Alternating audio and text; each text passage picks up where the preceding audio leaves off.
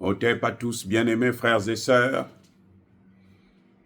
Oui, le projet d'accord militaire avec la RDC existe.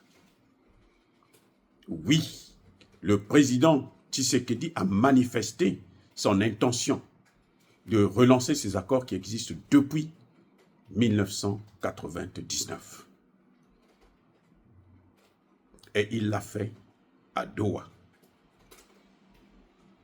Le ministère russe des Affaires étrangères, ce n'est pas un ministère de voyous ou de bandits qui n'ont rien à faire que d'agiter ou de mentir à la communauté internationale. Les Russes, quand ils disent quelque chose, ils le font. Et ils font ce qu'ils disent. Si les Russes en ont parlé, c'est parce que, effectivement, ce dossier a été relancé. Mais, il y a un problème. Autour de Tshisekedi, il y a des peureux, des couilles molles, des mauvais conseillers, des infiltrés, des traîtres qui ne font que faire pression à Tshisekedi pour qu'il arrête de négocier avec la Russie. Mais il ne faut pas oublier aussi la pression venant des États-Unis. Vous avez entendu les dernières déclarations de Joe Biden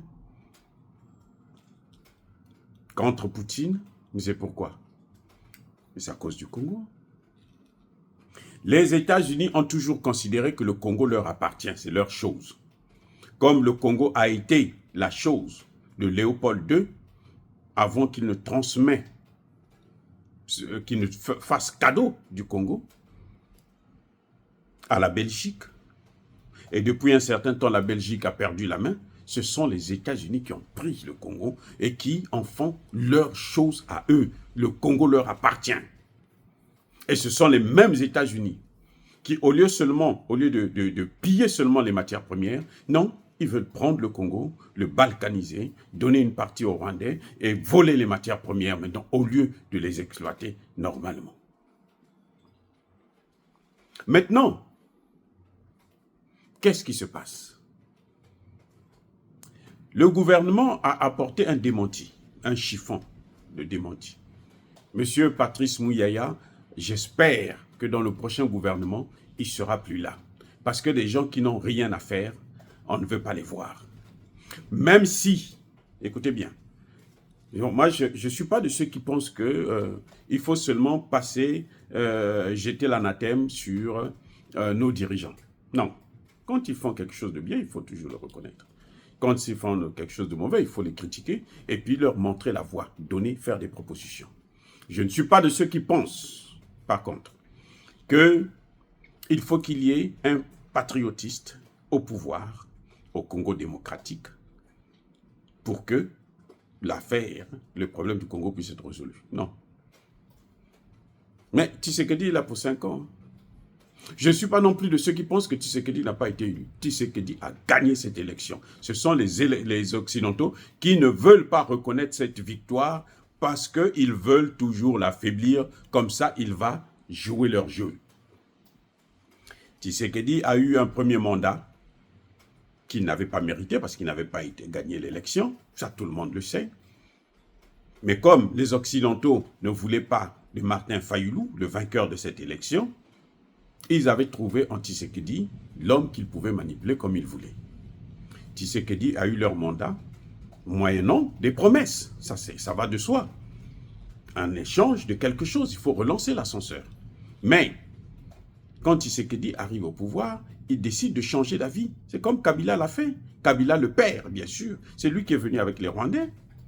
La masse des Rwandais qui les a introduits dans la police, dans l'armée, dans le gouvernement. Il y en a qui étaient ministre des Affaires étrangères, un Rwandais.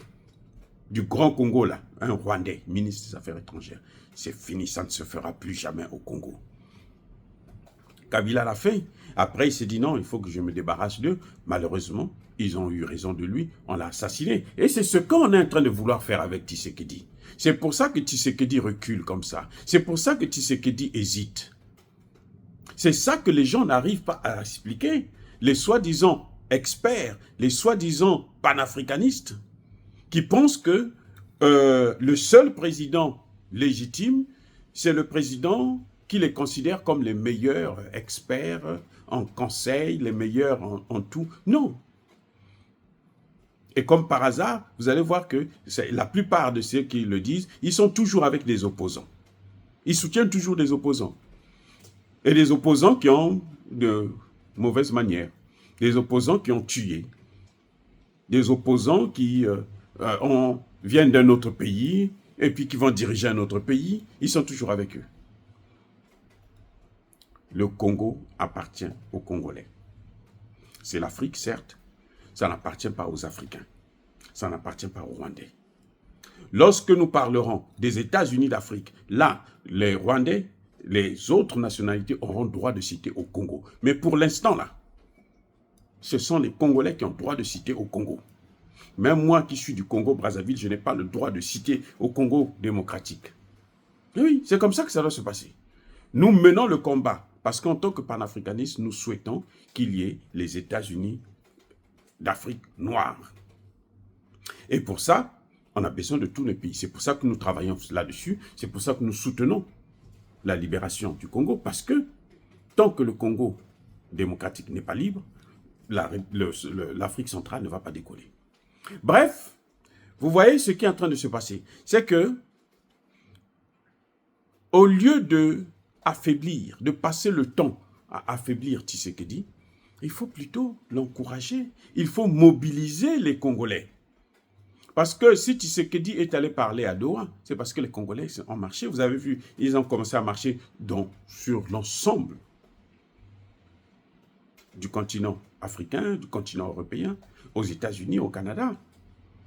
C'est ça qui a motivé Tshisekedi à aller de l'avant.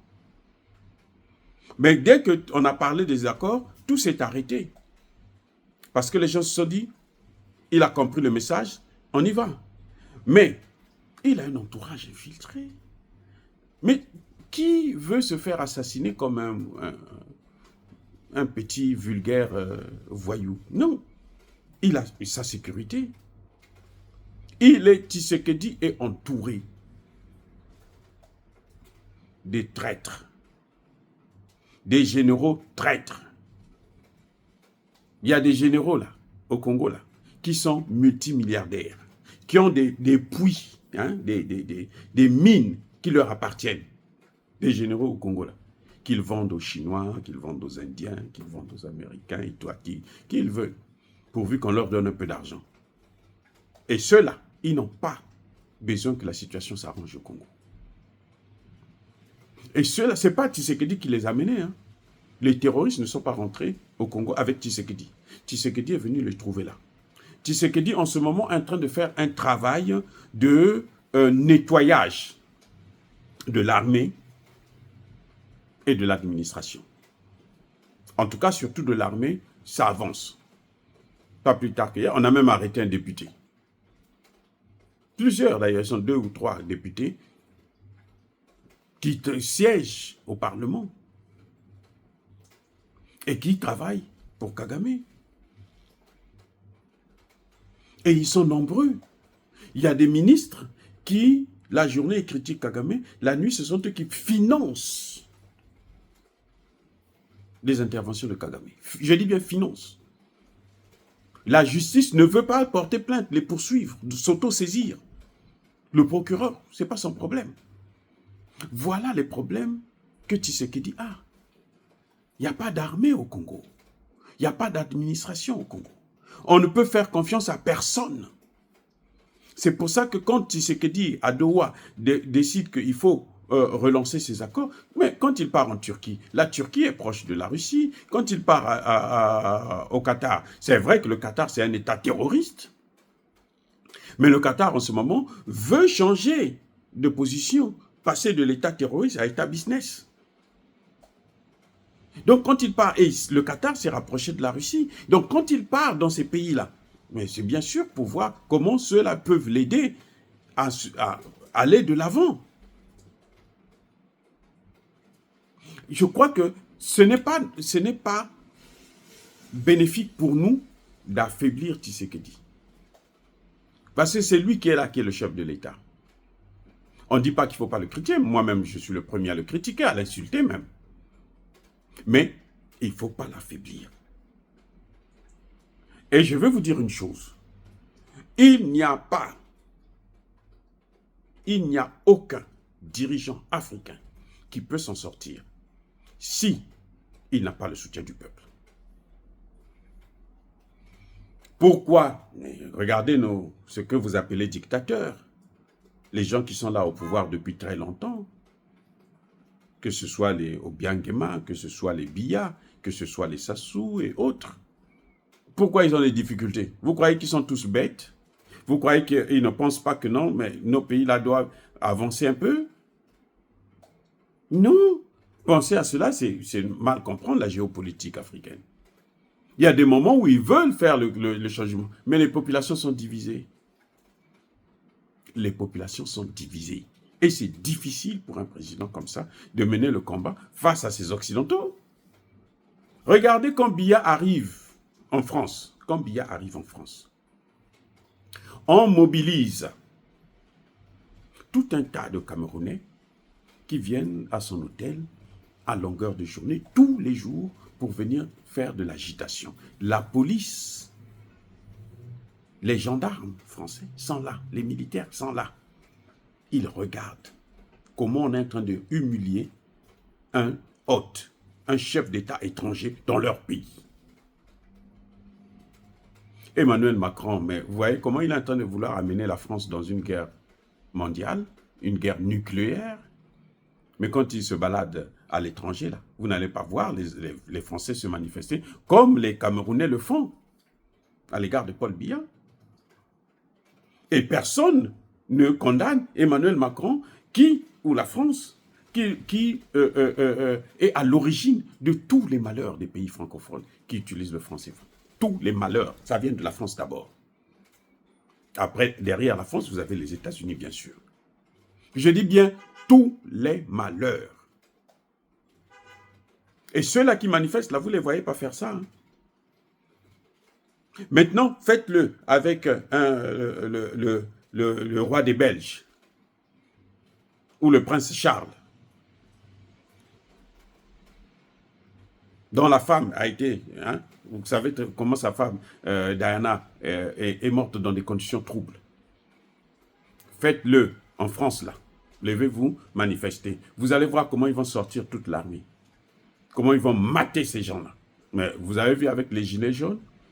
Ça veut dire quoi? Ça veut dire que quand les gens manifestent contre Paul Biya, ce n'est pas parce qu'ils ont un idéal pour leur pays, mais c'est parce que, en fait, ils sont manipulés par les Occidentaux qui veulent affaiblir Paul Biya pour que Paul Biya puisse leur donner un certain nombre de marchés qu'ils hésitent de leur donner. Quand ils sortent le dossier des biens mal acquis, c'est pourquoi? C'est pour affaiblir nos dirigeants. C'est pour les affaiblir. On a vu, et quand vous êtes venus au pouvoir avec leur aide, c'est très difficile. La chance que nous avons avec Tshisekedi, c'est qu'aujourd'hui, Tshisekedi a été élu par le peuple. Il y a des gens qui appellent ça mascarade. C'est comme si, parmi les candidats, là, il y avait un candidat qui était mieux que Tshisekedi. Tshisekedi qui a été soutenu par les grandes stars du Congo. Fally Ipupa, Kofi Olomide et autres. Il ne pouvait que gagner l'élection. Oui, quand tu as tout ce monde-là qui est avec toi, tu ne peux que gagner l'élection.